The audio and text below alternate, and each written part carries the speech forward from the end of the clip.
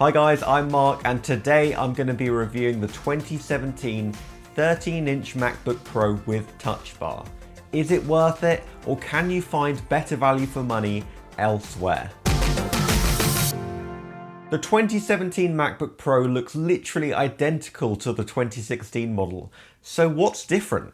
Well, Apple has updated all of its MacBook Pros with Kaby Lake processors for the new 2017 generation.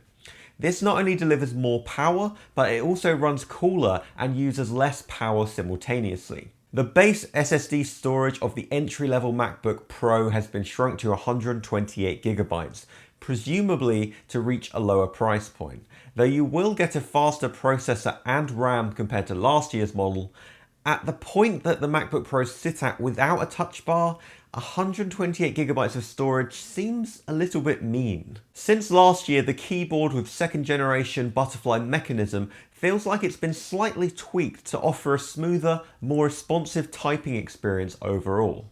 As with the 2016 model, the keyboard is that little bit noisier than your average, but it does feel so much more smoother to use, and I do feel like I can type faster as a result. But what hasn't changed since 2016? Well, the 13.3-inch DCI-P3 IPS display with 500 nits of brightness still stands proud as the focal point of this machine. With a resolution of 2560 by 1600 and 227 pixels per inch, this Retina display still offers the same crisp, beautiful visuals that you'll never stop appreciating. Of course, the speakers still deliver the surprisingly rich, full sound that the 2016 MacBook Pros offered. The sound quality is honestly better than anything I've ever experienced from a laptop before, sounding much more like a bassy Bluetooth speaker than your typical tinny laptop sound. Of course, the all-metal hinge that replaces the plastic hinge is still here too, forging that seamless aluminium finish. As with the 2016 MacBook Pros, the build quality is the best yet. Honestly, you won't find build quality like this anywhere else, and if you do, it's probably just trying to emulate the look and feel of a MacBook Pro to start with. It's smooth, sleek, and unmistakably Apple. The extra-large glass trackpad is back and remains incredibly responsive without encroaching excessively on the palm rest. Like last year's 2016 model, you can easily achieve 10 hours of battery life while surfing the web, but this does dramatically decrease to just a few hours when using more intensive software like Photoshop.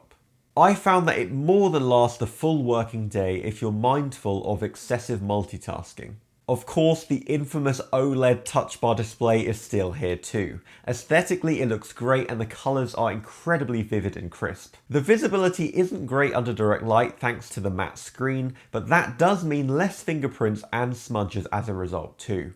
The matte finish of the touch bar also perfectly blends into the texture of the keys on the keyboard, which is a nice touch. In terms of I/O, everything is exactly the same as last year too, with 4 Thunderbolt 3 ports, a headphone jack, and that's it. The dongle struggles are inevitable, but at least you're future-proofed until more native USB-C devices eventually do come along. So, now you know all there is to know about the 2017 13-inch MacBook Pro with Touch Bar, but the big question still remains. Is it worth it? This has actually been really hard for me to justify because for me, the phrase "is it worth it" almost means is it worth the money? And whilst the 13-inch MacBook Pro with Touch Bar is an impeccable machine and one of the best looking laptops I've ever held, that's still a difficult thing to say about the MacBook Pro. Let's start by saying this. If you use Mac machines and only Mac machines, then yes, it is definitely worth it. Of course, it's not worth upgrading from the 2016 MacBook Pro, but any other upgrade is more than justifiable. However, if you're debating between a MacBook Pro or a Windows-based laptop, that's where things get pretty tricky. For example, the Dell XPS 15 is not only better value than the entry-level MacBook Pro with Touch Bar, but of course, it's considerably more powerful too.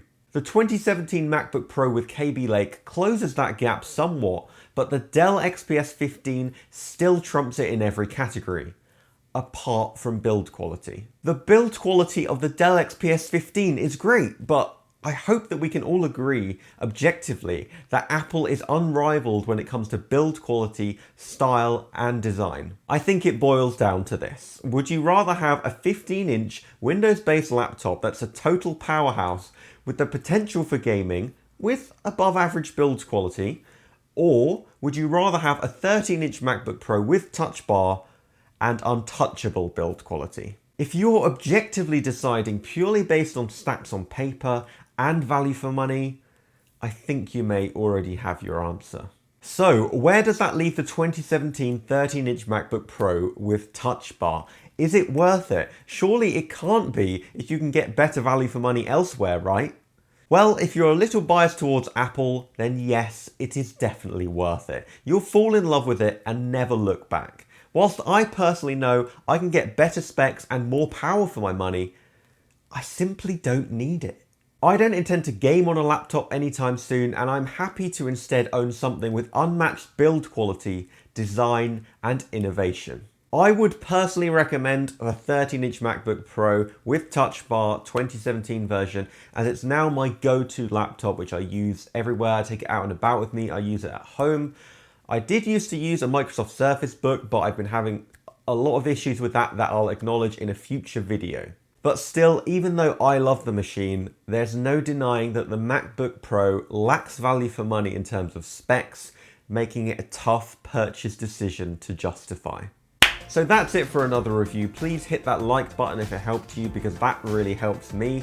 Please subscribe for more tech reviews, and if you've got the 13-inch MacBook Pro with Touch Bar 2017 version, why not leave me your review down in the comments below?